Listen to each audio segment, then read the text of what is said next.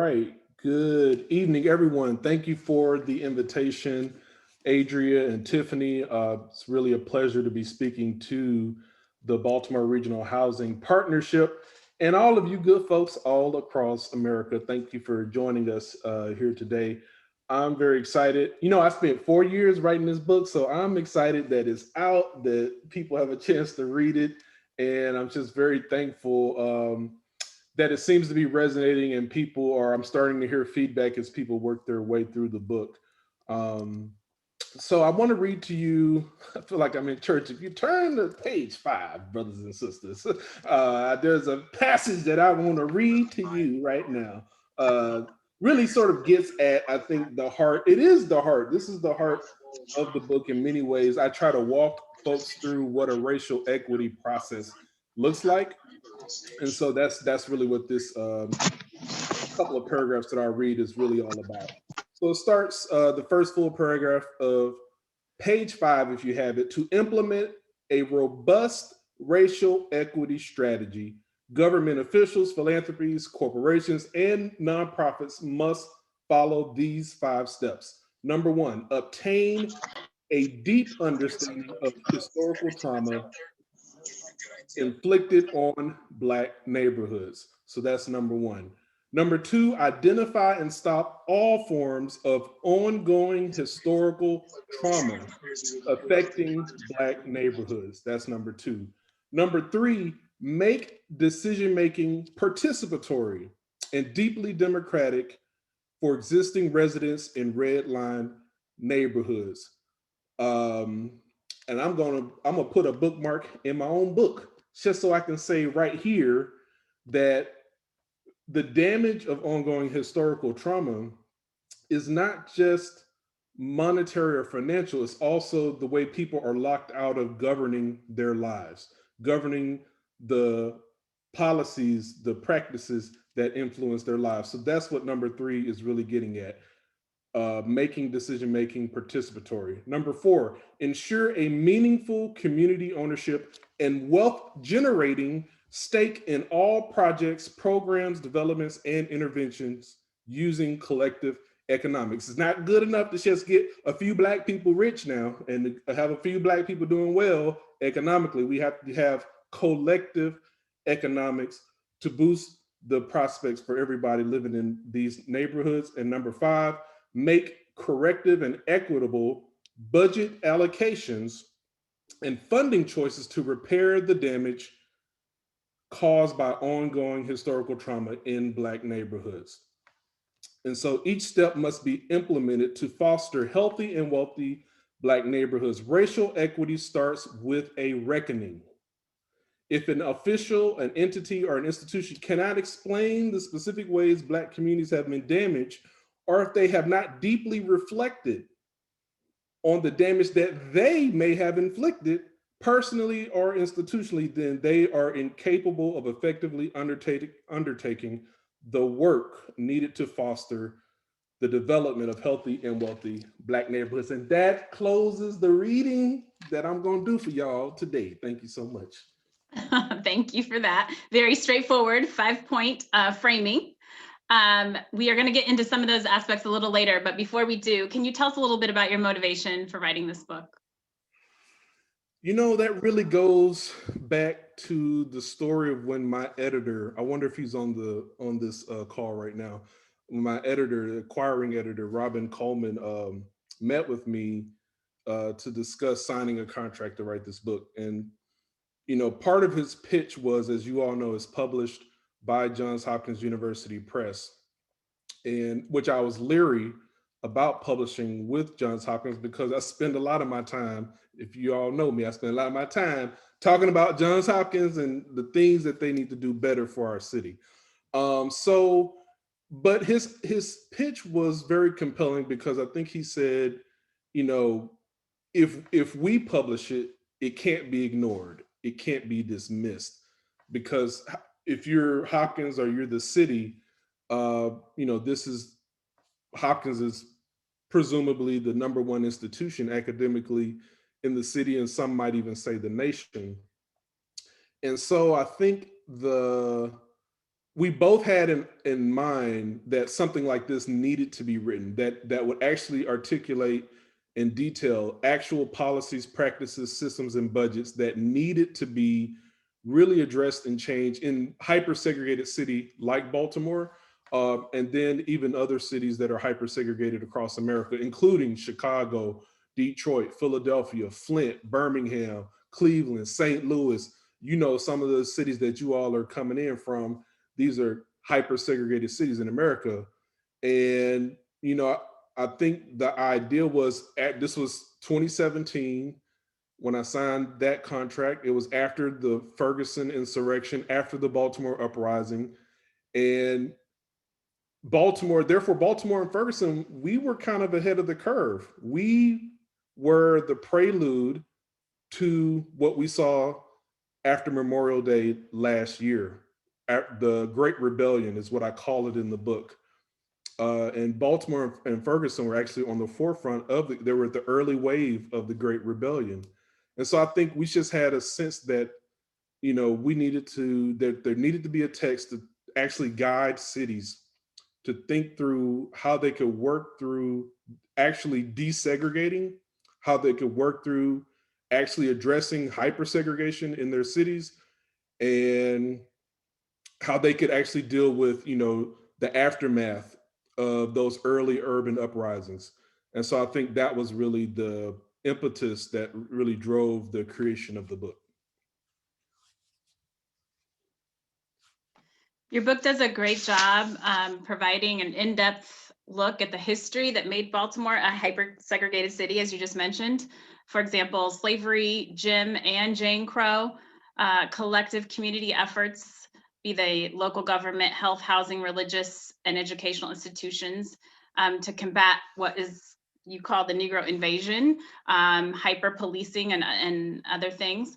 The first step of the 5-step plan that you outlined just a moment ago that you give to government officials, philanthropies, corporations, and nonprofits for implementing a robust racial equity strategy is to obtain a deep understanding of the historical trauma inflicted on Black neighborhoods.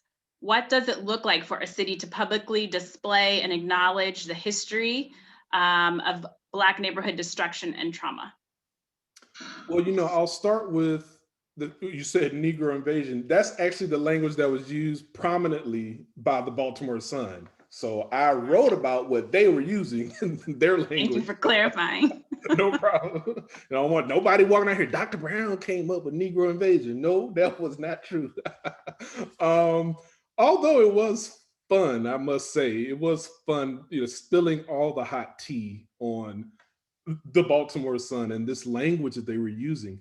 But I guess to your question, you know, what can did you say cities do to lift up this history?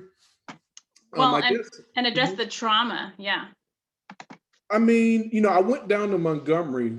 There's a group in Baltimore called Baltimore Core, and they, uh, you know, I had the great fortune of going with them as an organization a couple years ago down to the National Lynching Museum in Mobile, Alabama, and that museum really wrecked me. Uh, it was just so powerful because it wasn't just lynching. The entire exhibit, they also dealt with the fact that Mobile, Alabama was a hub for the domestic American slave trade. There were places in the street where the city lifted up, like this was the market or this was the intersection where Black people were auctioned. And like I was blown away in a positive sense. I was blown away that here was a city lifting up, commemorating this legacy of slave trading, not just slavery, slave trading. And people oftentimes conflate the two, but they're really two separate things. Part of enslaving process, but two separate things. And you know, so I thought if to answer that question, go look at Mobile, Alabama. That they do a great job of lifting up lynchings, slave trading, slavery. That museum that Byron Stevenson and his group put together I mean, the stories that you see when you go inside that museum, uh, you know, they talk about like families, black families being separated. You know, we had children locked up, and I think still at the southern border, uh, with the past couple administrations at the national level. This was happening all the time during slavery. When a black person was auctioned, they may not have ever had the chance to see their family again. You had, the phrase was called being sold down the river. And so, you know, I just think that I mean, I'm sure there are other museums. We got a new one in DC, of course. Underground Railroad Museum, I believe, is in Cincinnati. But I think Baltimore should take a look at how other cities have done it. And we got a in a harbor right now that is failing.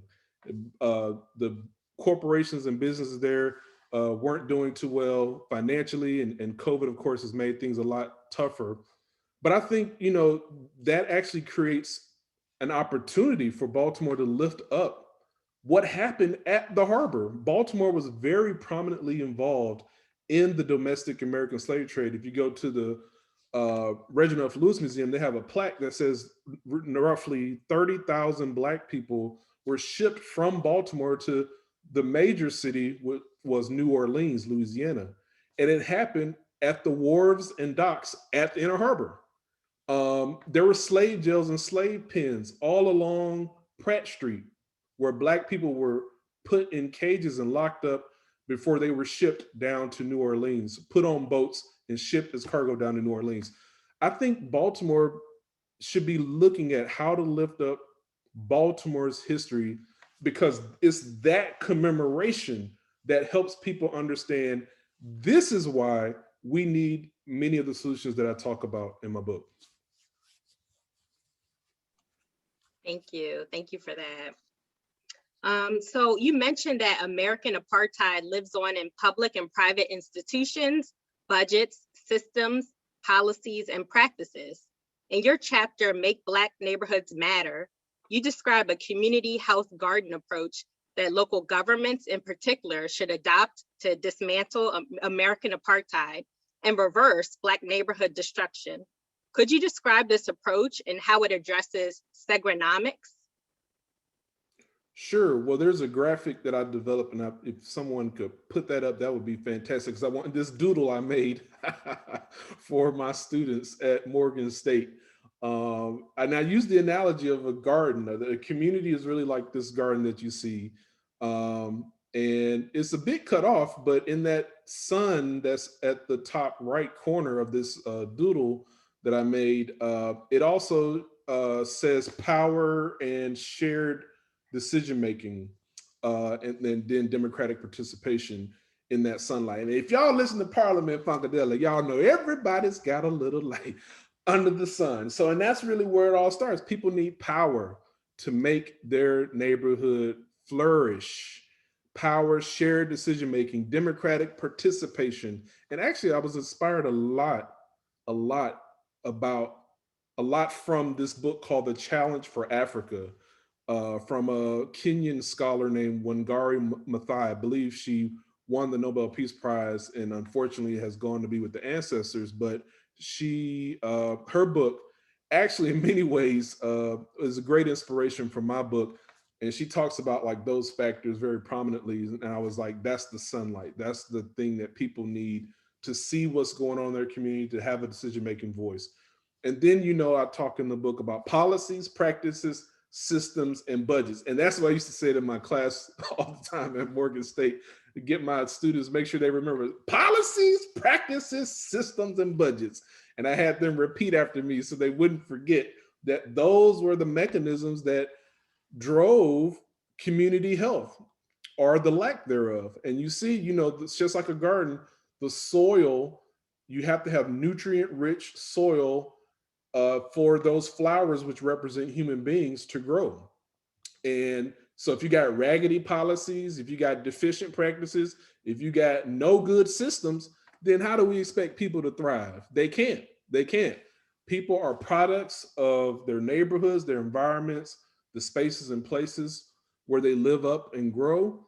And we have raggedy, racist, policies and redline Black neighborhoods in America due to American apartheid. And so, even once you get those in place, you got to put some money behind it. You got to have budgets. Can't have these unfunded mandates. You can't have redlining and subpriming.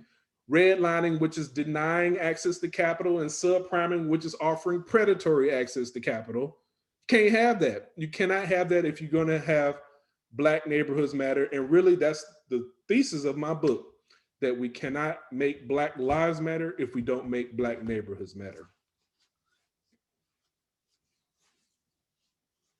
Thank you for that. Thank you. So as a follow-up to that, I wanted to ask, you mentioned that entities that helped erect the walls of Baltimore apartheid have a special obligation to tear them down. So what is the role of white L communities? Actually, before I answer that, I want to go back because I forgot you mentioned segronomics. That's a term that was developed by a scholar named Noliwe Rooks. She made me at Cornell University. Her book, Cutting Schools, she used that term to talk about how corporations, private entities take advantage of segregated communities to exploit Black public schools, Black youth in segregated communities.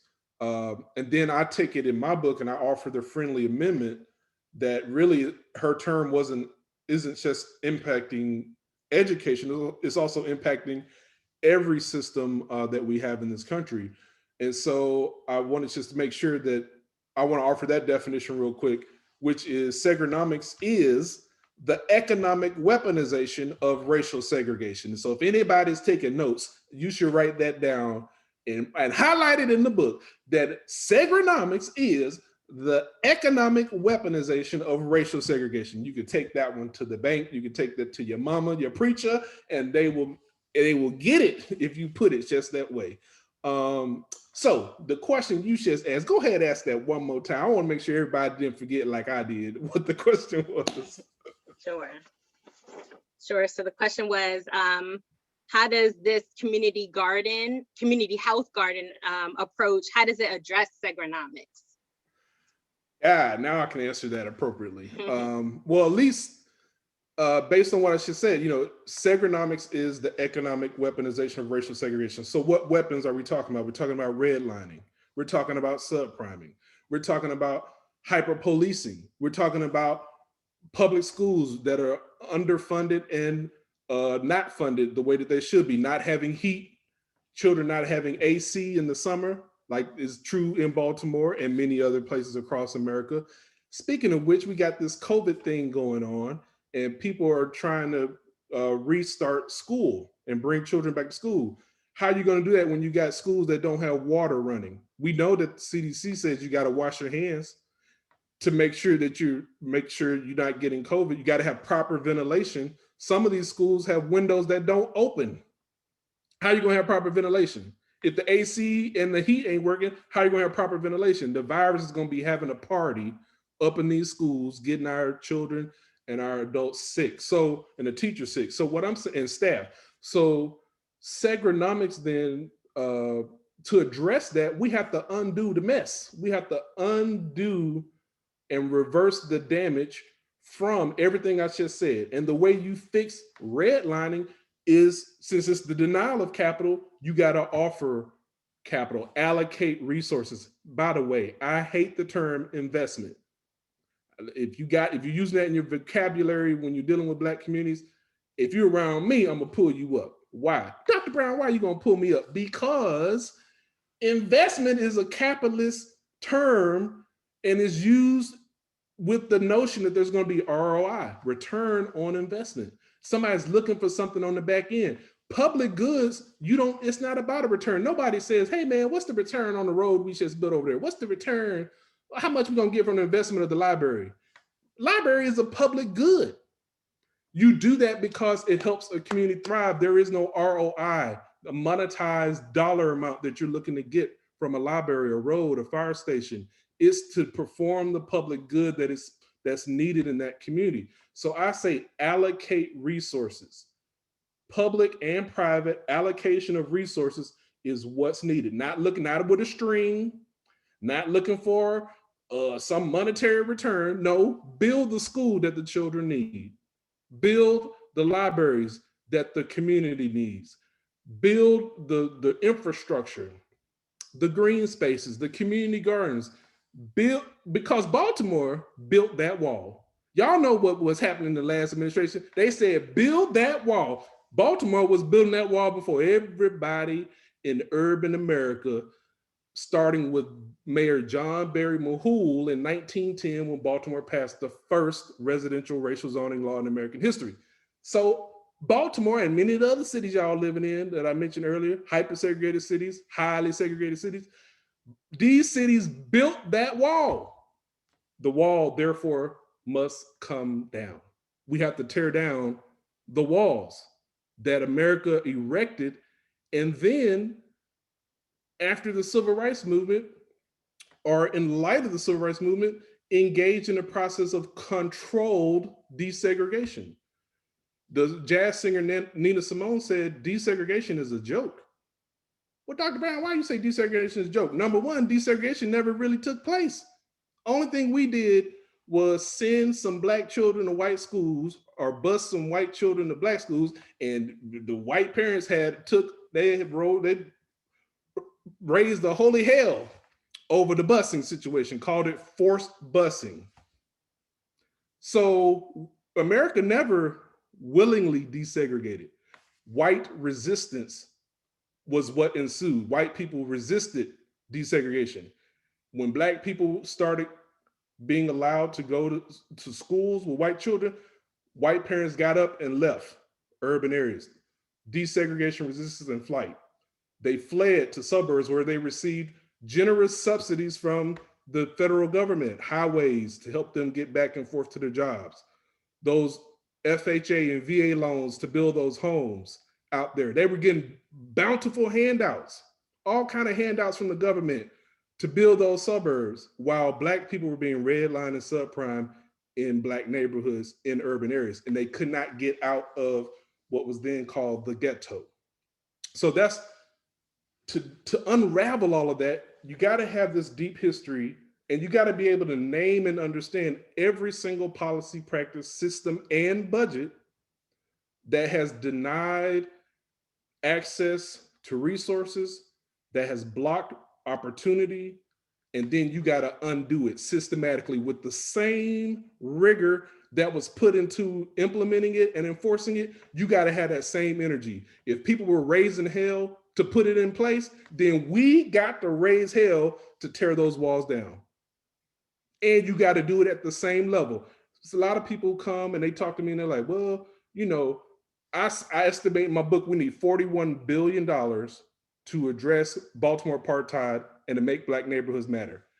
So if somebody come to me talking about, hey, I got a $500,000 program, I'm like, man, get out of my face. That ain't what we need. If the problem is $41 billion, don't just come bring in a program and that all you got is a $500,000 program for a $41 billion problem. The solution has to match the scale of the problem. So I'm not saying we don't need $500,000 programs, but we need a whole lot of them. We need a whole lot of 500,000s to add up to the scale of the problem. That's how we undo and really address Segronomics. Thank you. And then the second part of that is, what is the role of white L communities in tearing these down, tearing these systems down? Well, they got to take responsibility. That's something we don't really do too well in this country. We don't look at our role in creating the mess. In white L neighborhoods, were pioneers in creating the mess. The Roland Park Company, under General Manager Edward Bowden, helped pioneer community-wide racially restrictive covenants. And after he pioneered it for the Roland Park Company, which developed Roland Park, Guilford, Homeland, and then later the Northwood community in Baltimore, after he pioneered it, there was a copycat company in West Baltimore called the Forest Park Company, and they started using those racially restrictive covenants. So these developers in neighborhoods, they pioneered these policies in white L communities. And so and Baltimore then was majority white. So some of those communities are now majority Black. But we have white L communities, the Roland Parks, the Mount Washingtons. I had a good conversation with them the other week, but they blocked Morgan College from moving in their community in 1913. They were also using racially restrictive covenants. They created zoning laws to block multifamily housing, which is a proxy for blocking low-income people, which in Baltimore, you're talking about Black people. So to white L neighborhoods, they have to get their neighborhood associations together and say, look, what did we do? We did it. Yep, we pushed the mayor to pass the zoning law. We were once the perpetuators of racially restrictive covenants. We helped create this segregated city. Therefore, we must engage in repair. Some of that then is tear down those zoning laws, build low-income housing in Roland Park, Guilford, Homeland, Mount Washington. Y'all need to undo the red line, the subprime, the blocking of low-income housing in those communities. They need to have what I call autonomous transitional housing communities for people who are experiencing homelessness. What we do is we put everything that has to deal with poverty, we put it in Black neighborhoods. So white neighborhoods need to begin to share the burden, help their neighbors who are low income, lift up those who are experiencing homelessness. Stop funneling all of that in Black neighborhoods, because that is what we are doing and what white L neighborhoods have done. So that's the call. The call is for white L neighborhoods, Hamden, which used to have the Klan up in it, the Inner Harbor, all these communities have to work together to make Black neighborhoods matter. They should be at the front of City Hall whenever we get open again, lobbying the mayor and the city council. Look, we need Black neighborhood reparations. They should be at the front of the line lobbying for raise our taxes, because we've been getting over, raise our taxes, and let us help make the Black butterfly the beautiful place it should be. That's what white L neighborhoods need to do. Thank you for that. Thank you. So in your Healing the Black Butterfly chapter, you provide 8 strategies for healing redline Black communities. Your 4th strategy deals with desegregating the city and suburbs. You state that housing mobility must be balanced with making Black neighborhoods matter. And you provide examples of social impact bond, a stay where you are voucher, and Black neighborhood reparations. So what does the role look like for housing mobility program providers like us and suburban communities, particularly at intersections of health and housing and education and housing? I mean, and that's a great question. I think Baltimore Regional Housing Partnership is doing what it should do, which is housing mobility. That's what the Thompson versus HUD consent decree said needed to happen, that these surrounding suburbs and areas, they were funneling low-income, largely African-American people into Baltimore City because they weren't building public housing, and they had exclusionary laws that blocked Black people from living out in a Baltimore County, Anne Arundel County, a PG County back then. So the vouchers then are for folks to be able to go out to those places where they were formerly denied and removed from due to racist exclusionary policies. So you're doing what you should do. What I maintain is housing mobility can't be the only strategy for desegregation. Can't be the only strategy. Every Black person cannot move to a white neighborhood. And to tell the truth, every Black person don't want to move to a white neighborhood. Y'all seen all these stories of Black people being wild Black, Starbucks wild Black, Barbecue Becky wild Black. All these instances of being in white spaces and being hyper-policed, of being pulled up by police, of having people call the police on you. A lot of people, Black people, don't want to deal with all that, all the racist mess that they face. They want to live in a thriving Black neighborhood. And Black people should have the choice to have the mobility or to stay in a beautiful Wakanda neighborhood. And right now, Black people do not have that choice. And so that's not real desegregation. Real desegregation is not just Black people moving to a white neighborhood. Black people can be successful in Black neighborhoods. Whiteness doesn't make Black people successful. Excellence, Black excellence makes Black people successful. And Black people have had thriving Black neighborhoods. Rosewood, Florida, Greenwood in Tulsa, Springfield, Illinois, Sweet Auburn Avenue in Atlanta, Hayti in Durham, North Carolina. Black people have had thriving Black communities until they were destroyed by white supremacists, terrorism, and violence. This is America. This is American history. Black people were not allowed to have those thriving communities because they were destroyed. 1921, they bombed Tulsa. They bombed that successful Black community in Tulsa, destroyed and massacred Black people in Rosewood, 1923 in Florida. Wilmington, North Carolina, 1898, and white supremacist Democrats came and massacred Black people who were successful in Wilmington, North Carolina. So these coups d'etats, these pogroms, racial cleansings, the destruction of Black thriving communities, it's that destruction that prevents us from seeing examples of thriving Black neighborhoods. We've had them, they've been destroyed. And that's the history we have to reckon with. Black people can be successful, Black people can have created thriving Black neighborhoods. So when we create them in the future, leave us alone. Stop destroying thriving Black neighborhoods. Because I argue that the issue isn't necessarily white supremacy from a standpoint of white people being mad about Black people being lazy and trifling and shiftless. That really what white supremacists are angry about is Black excellence, Black success. That's what has caused and precipitated that jealousy. That's why Black neighborhoods have been destroyed. Thriving Black neighborhoods have been destroyed. So what white America needs to do is say, when Black people are successful, we're successful because we're all Americans.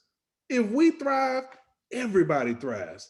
That's the place we got to get to in this country. And we just saw earlier this year at the Capitol, when you got language like "stop that steal" and attacking the Capitol, when you got that kind of mindset going on, because who did they think was doing the stealing? They thought Black voters in Detroit, in Flint, in Philadelphia, in Atlanta, they were putting Biden over the top.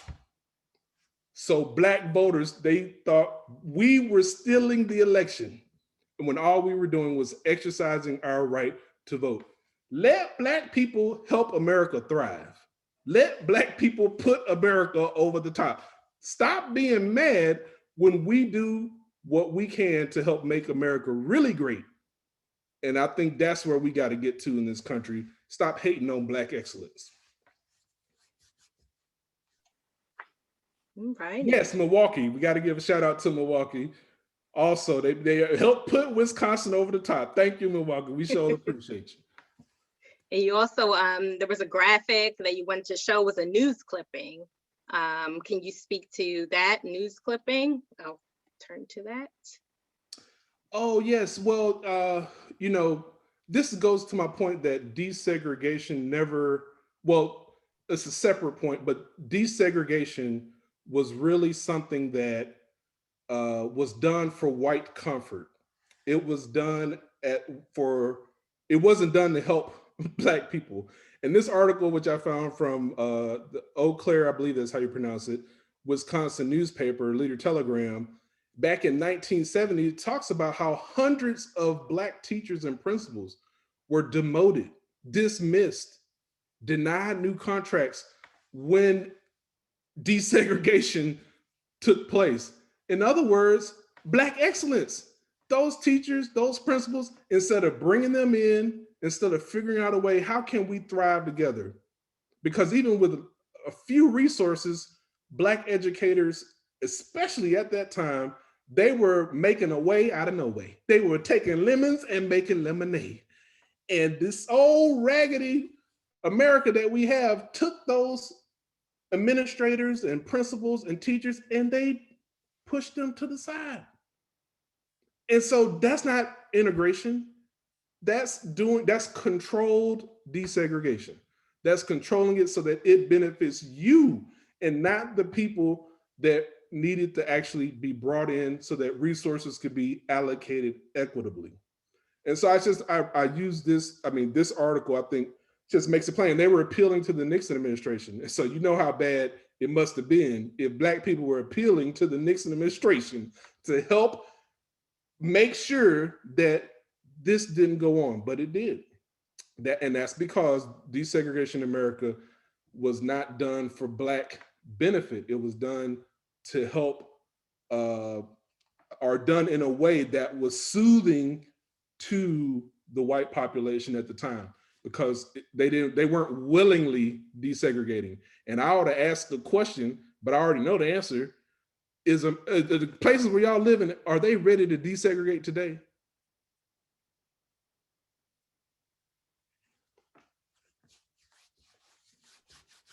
That's a good question, food for thought. So we want to open it up to the audience to engage in this dialogue that we're having. So you can ask your questions via the chat. Some of you have already started asking questions to me directly, but pose it to the group. And you can also ask your question by raising your hand, use the raise hand feature, and we will call on you. We will unmute you. So let's see. I think I see a question from Pete. Pete, did you want to proceed in unmuting yourself?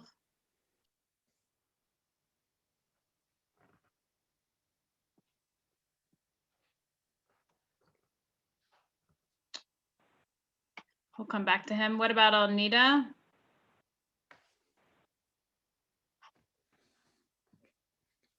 Hello. Hello, hello. Hey there. Okay. Hello. Wonderful book. Haven't gotten through it all, but yes, I intend to.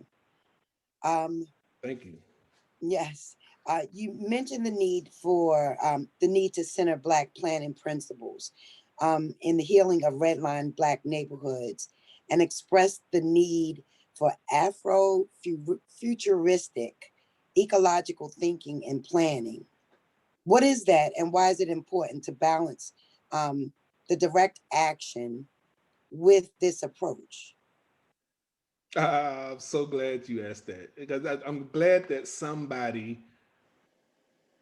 caught that, that somebody was moved by probably the most, the most out there terminology I probably put in the book: Afrocentric, eco-social, ecological thinking.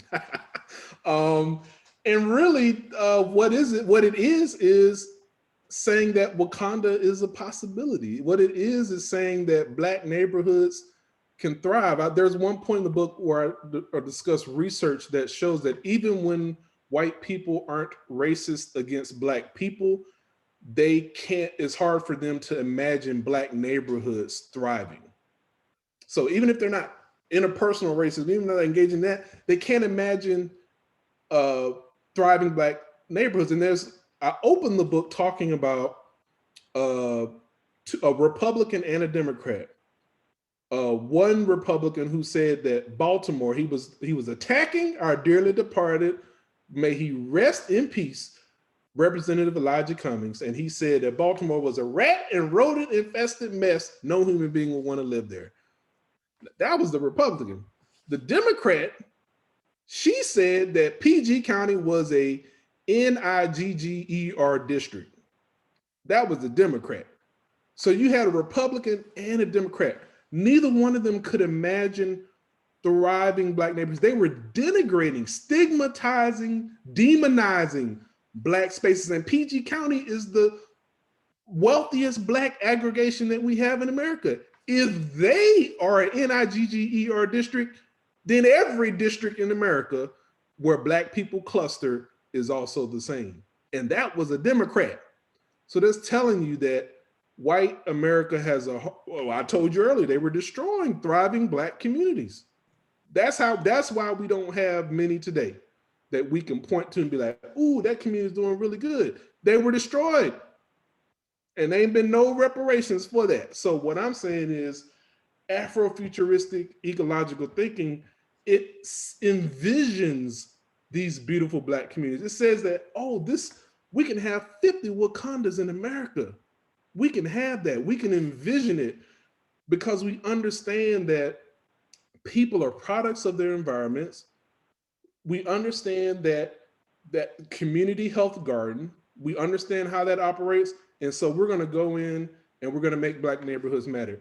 And we're going to manifest that future. And that's what Afrofuturistic eco-social ecological thinking is really all about. Thank you for that. I did have another question directed to me. Someone asked, they wanted a reminder on what the Black butterfly refers to. They thought that it related to literal geographic image of Black concentration in Baltimore City, but maybe it has more than one meaning. Yeah, and early in the book, I give definitions. So I believe I'm flipping right now on page 9, if you get it or already have it. But I basically say that you're correct. It's not just the clustering of Black people geographically in Baltimore, which you can see on the cover right there, right? So it's not just that. It's also where capital concentrates based on race. So the Black butterfly is known for the deprivation of capital. And this is what hypersegregation does. Hypersegregation results in the hyper allocation of resources to white communities. Get all kind of benefits, resources, opportunity, and budgets. Whereas for Black neighborhoods, it's the hyper deprivation of resources. That's what hypersegregation does in America. And so I wanted to make plain, it's in that definition that it's not just a demographic descriptor, it's also an economic descriptor, it's also a socio-cultural descriptor. It's a different place culturally. It's a beautiful place with rich history. When you think about the civil rights, first of all, during slavery, Baltimore had a thriving free Black community. So there's that whole history. Then really the civil rights movement during slavery starts in Baltimore, and throughout the push for civil rights over the next 100 years after the end of the Civil War, Baltimore was at the forefront. That rich history, the Billie Holidays, the Chick Webbs, the jazz, the blues, all of that is in the Black butterfly. And somehow we treat those neighborhoods as if they don't have a history, as if they aren't beautiful, as if they don't have a legacy, as if they aren't resilient, as if people haven't made a way out of no way. And they have. We've just been punishing them because of the people that live in them or when they end up living in them, which is what happened after white desegregation resistance and flight and the Great Migration when Black people were moving in. So when the communities flipped, all of a sudden then they were redlined.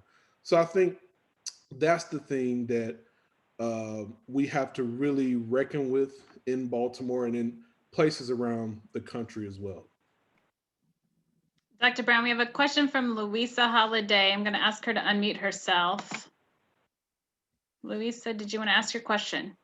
Yeah, hi. Thank you for this presentation. I'm so excited to read your book. I've been studying these topics for many years. I grew up in New York City. I was born in Brooklyn. I grew up in Manhattan.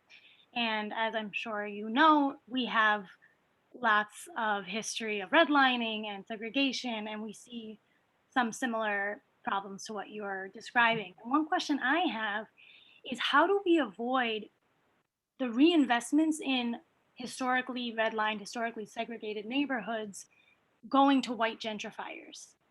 Because that's something we certainly see in New York, and it's become now a point of contention where even in areas like in parts of the South Bronx where a lot of people are coming to invest, and now people are saying, no, I don't want you to come build a park here. I don't want this to get cleaned up because I know who it's for and it's not for me who lives here.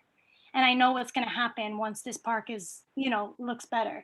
So how do we make sure that these investments go where they're supposed to and don't just make things worse? Right. Well, the people in the South Bronx are smart, right? They, like you said, you are coming with investments. And like I said, that's the problem. When people come to invest, they are looking for an ROI, return on that investment. They aren't looking to build public goods. They aren't looking to make Black neighborhoods matter. They're looking to subsidize white gentrifiers. That's what they're doing. So this is why I say in my book that we need things like stay where you are vouchers. In Baltimore, we got live near your work voucher. And if you work for Johns Hopkins or University of Maryland, at the University of Maryland, you can get, I believe, up to $16,000 grant to move in from somewhere else and buy a home in Baltimore City. If you are an employee, full-time benefit earning employee of Johns Hopkins, you can get up to $37,000 grant funding that you don't have to pay back to buy a home and move from somewhere else to live in Baltimore City. What kind of voucher do we give people to stay? What kind of resources do we give people who already are existing residents? If the gentrifiers are getting a $37,000 grant, the people that already live there should be getting a $50,000 stay where you are voucher. And if that ain't happening, that ain't equity. So we know that ain't happening. We know that there's an investment mindset. People are bringing in capital to make a buck. What I argue is that making Black neighborhoods is about allocating resources to repair the damage that was done. And doing development that results in displacement is not repair. That's furthering the damage. So we're gonna have to have a community, elected officials, a system, policies that are very clear about this history. And in my book, I talk a lot about uprooting Black neighborhoods, uprooting, displacing, pushing Black people out. Don't push me, cause I'm close to the edge. I'm trying not to lose my head. It makes me wonder sometimes how I keep from going under. Mental health, you're getting pushed out, uprooted. You wonder why Black people go crazy. That is why, zapping out, you uprooting. Every time I get in a place where I can settle down, here comes the next urban renewal plan. Here comes the next urban redevelopment plan. And you know, they switched the name of the policy, but it's the same thing. We don't let Black neighborhoods and Black families and Black communities have stability. So that's what we're gonna have to address that. And that means looking at capitalism, or this economic system we have in the mirror. It means transforming it. It means dismantling it. It means we cannot allow it to do what it always has done, which is be a force for colonization, to snatch other people's resources and then move the people that live there out. That's colonization. So that's what capitalism has been in America for over 400 years. Ask our indigenous brothers and sisters about it, they, them. That's what we've had in this country since its inception. And we're gonna have to confront that too. Thank you for that. Could we jump back to Pete now? My colleague Pete, are you able to unmute yourself? Go ahead. Yeah, sorry about that earlier. Thanks, Dr. Brown. So you mentioned, as we see Black communities grow in wealth, we know that capitalism often finds unique ways to extract that wealth. What can be done to protect the wealth that's in those communities from capitalism and sort of exploiting that? I mean, that would be a great problem to have. First thing we gotta do is make sure there is wealth. We have to allocate, we have to repair, make reparations so that there is wealth in those communities. And then we can worry about how do we protect it, which unfortunately I think goes back to what I said earlier. Stop hating on Black excellence. When those communities have wealth, protect them at all costs, right? All I'm saying is that's a great question. I hope we can get to that problem. I hope we can get there. The problem that we have is we aren't making sure that those communities have wealth to begin with. And you know, wealth is not just, it's really not just financial. Wealth is also social capital, social networks, relationships, families eating together, thriving together, green space, sustainability, you know, resilience against the changing climate.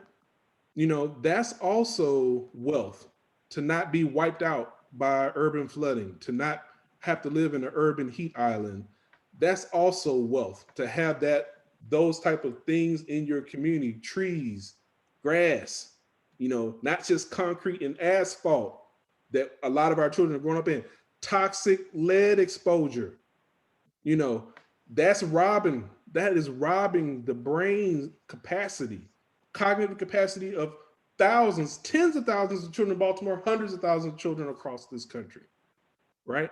So for me, you know, protecting, and the other thing I guess I would add to that is, you know, these anchor institutions, hospital, university, they are fond of using that language. The communities that are already there, they're anchor institutions too. And so I think that's the thing that we gotta, that's why I enjoyed making sure that this book helped people interrogate the language that they use, because the language is a reflection of your mindset. And it's the mindset that we have in this country that ensures that we get to the worst outcomes every time. So I think that's what we got to do. That's why we got to interrogate investment. Interrogate that, because if we're doing that, we're not going to get there. We got to interrogate hating on Black excellence. We got to what is it that causes America to hate on Black excellence? We need white people to ask that question. And I would love to, when y'all get through asking yourselves that question, somebody come and report back to me what the answers are. I would like to hear that. Please tell Dr. Brown. Dr. Brown, here's the report. We wrote a report. And the report says these are the 8 to 10 reasons why we hate on Black excellence. I need somebody to write their report so we can get that and get to the root of it. And then we need the white community to figure out how they're going to stop hating on Black excellence, because that's the key to protecting Black wealth.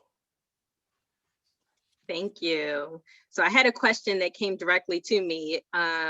They asked what specific... They didn't want to ask directly. They want to put it to you. Okay, go ahead on. What specific policies on the table at the national and or city level would be important steps toward undoing urban apartheid? You said at the national and or city level. National and city. Oh, I mean, if you sum it up, I think you have to, one word, reparations, which is really to repair the damage that was done, that was inflicted. That is what we have to do. And I like the way that question said federal and city, because it has to happen at both levels. A lot of people think about reparations at the federal level, and yes, for slavery. I argue in my book, cities, municipal reparations, because I show how the city of Baltimore, they helped the federal government redline its own neighborhoods when they created the 1937 residential security map. So I think that means, and the other policies I mentioned, racial zoning, racial restrictive covenants, segregated public housing, segregated recreational centers. I mean, Baltimore apartheid is replete with examples of policies, practices, systems, and budgets that were pushed and passed by the city of Baltimore. Therefore, it has an obligation to repair the damage that it helped inflict.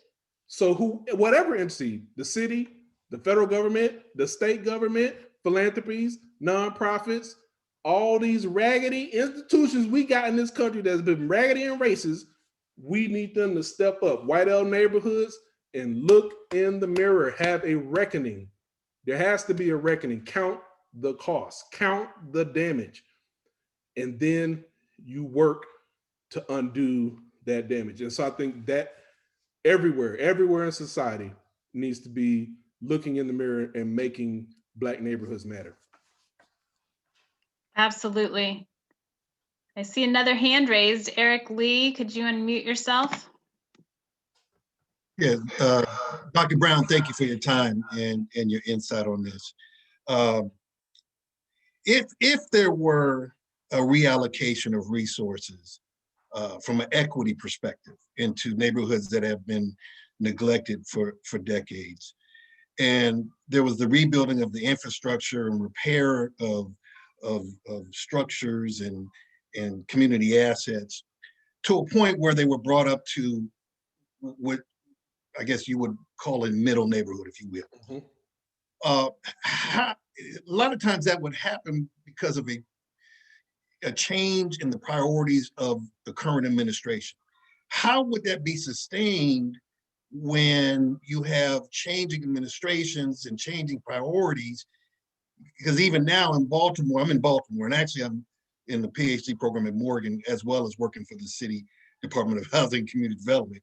So when you see when you see the current framework, they'll mention equity and equality in the same context, and we know that they're contrasting concepts. So, you know, if there was a real allocation, how would that be sustainable over the decades when you have changing administrations? Yeah, that's a great question. I think, you know, what I say in my book is we're not going to get there in one administration. It's been 110 years since December 19th, 1910, when Baltimore Mayor John Barry Mahol passed the first residential racial zoning law in America.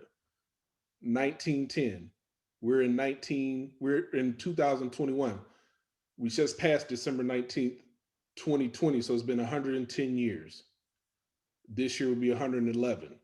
So if it took us this long to get in the mess that we're in, this ain't gonna happen. The undoing this is not gonna happen in one administration. So we're gonna need multiple administrations to help shepherd this to reality.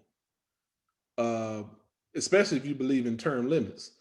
Some of your cities may have it, others may not. I believe in term limits. We don't need nobody in office for 20 years. So what we're saying is it's going to take multiple iterations and it's going to take multiple generations. You know, it's going to take multiple generations for us to get out of the mess that we're in. And that's another good problem to have. It's a great problem to have to say we've done it. We've allocated the resources. We've made Black neighborhoods matter. Now, how do we sustain it? It's going to take us it's going to take maybe 2 generations to fully do that, because when I argue for, in my book, Black neighborhood reparations, I say that needs to happen for 40, 50 years because we've been inflicting the damage for 110. So 40, 50 years might be too short, but I'm saying by 20 years, you should really begin to see real deep results, especially if you've gotten the toxic lead out of the neighborhoods, because that would be in 20 years, the first babies growing up lead free. And we know lead cognitively impacts academic outcomes, cognitively impacting aggressivity, impulsivity, emotion control. So therefore, it's connected to violence, our homicides, our violence in Baltimore City, many of these other cities that we have across the country. So in 20 years, we should have babies being born lead-free. And that generation, that's going to be the generation that's going to take us where we need to go. We got to come out of the wilderness. We are in the wilderness of red line, toxic, lead poison, Black neighborhoods that have been demonized, subprime, red line, and we got to get out of this wilderness that we're in. That's not going to happen overnight. It's not going to happen with one administration. It's going to take a concerted effort. Again, the same energy we put in the mess, which has been 110 years of energy, we're going to need that same energy. Might want to double it, double the energy. We ought to be out of this mess in 50 years, if not less. But that's going to take repair. It's going to take concerted effort. It's going to take mayor after mayor, city council after city council, philanthropy, CEO after CEO. It's going to take nonprofit after nonprofit, grassroots after grassroots. This is going to have to be a multi-generational concerted effort with double the energy, because I don't want to wait 110 years. I'm not going to be alive in 110 years. I might make it another 50. I might make another 50 if we can get this thing together. Y'all stop stressing me out. But I want to see that day. Oh yes, I do. I want to see that day when the lemons turn to lemonade, when the hood turns to Wakanda. That's what I want to see. Our babies deserve it. So the reallocation of resources is not just going to be for housing and infrastructure. It's going to have to be in totality. It's going to have to be with mental health. It's going to have to be with education. It's going to have to be with all the impacting all the social ills that are contributing factors to the decline of our communities.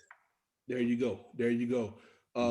Food apartheid, transit apartheid.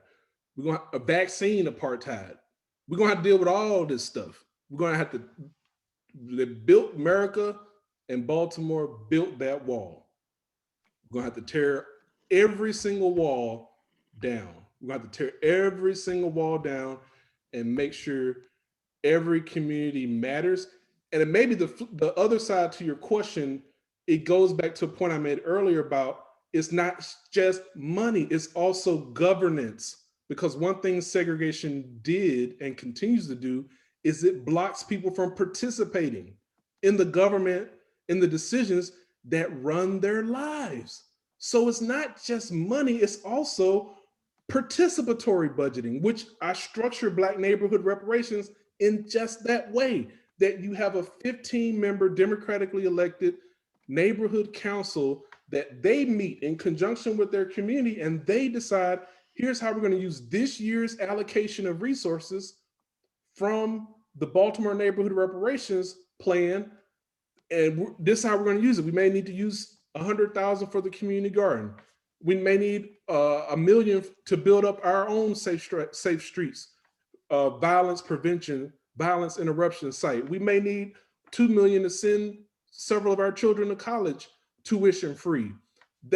So they're the ones that is empowering to be able to have the resources to make the decisions. And people are going to mess up because people are people. So we can't expect perfection. That's the other thing that we do. You know, we hate on Black excellence, and when Black people get a chance, they barely got room to mess up. We're gonna have people that mess up. You saw the last president we had; he was a hot mess. So it's gonna be a hot mess. You're gonna have people messing up. We're gonna have grace. We're gonna have trial and error. We're gonna have some knuckleheads. We're gonna deal with them. I mean, this is a process of developing as people, as human beings, as a culture, as a race. That's a process that we have to undergo. We've been in America 400 years plus. So to develop to get to where we need to be as a people, that's going to take time, it's going to take effort, and we're going to have some grace to allow people to grow. And we ain't the only ones that need to grow. White America needs to grow too, right? So that's why I want that report on why people be hating on Black excellence. So we all need to grow. So that's what this is all about. This is about human development. It's not just the wealth, it's not the material wealth, it's not just finance, it's also developing people's capacity to govern, to make decisions as full-blown human beings in a thriving society. And that's going to take time to get there. Thank you. Thank you for that. Thank you for the question and for the thoughtful answer. So Sonia asks or says, I like the stay where you are voucher that could be used for revitalization of your existing home. But once people start cleaning up the neighborhood, even from within, won't it just have the same effect, increased home prices because people outside the neighborhood will now see it as a viable neighborhood? Possibly. I mean, it's another way to desegregation. If Black neighborhoods are beautiful, everybody will want to live there, right? So you can desegregate by making Black neighborhoods matter. The key is, can we develop without displacement so that Black people can stay in that beautiful neighborhood and then be is there a way that we can make sure that when new people come into those communities, that they aren't dominating, they aren't changing the name of the community from Pigtown to Washington Village, from Middle East to Eager Park. They aren't coming in and erasing Black history. That's the kind of thing when Black or non-Black people move into redline Black neighborhoods, can they respect Black culture? You know, down in DC, they got Don't Mute DC, because Black culture, go, we having a good time, we gonna celebrate, and then the white community come in, hey, y'all making all that noise. You coming into our community, this is what we do. This is what we do. We like go. We like cultural expressions and having, you know, the full range of jubilance and joy and happiness, you know, having a good time, dancing, even in the midst of this mess. That's the one beautiful thing about Black culture. Not the one, but that's one of the beautiful things. And so that's what I'm saying. Can Black culture be respected? And that's what we're going to have. But we can get to that when I get that report, why people hate on Black excellence. That's going to help solve a lot of that. So that's what I'm saying. We all going to have to grow. We all have to figure out how to deal with each other, deal with stuff that we don't like.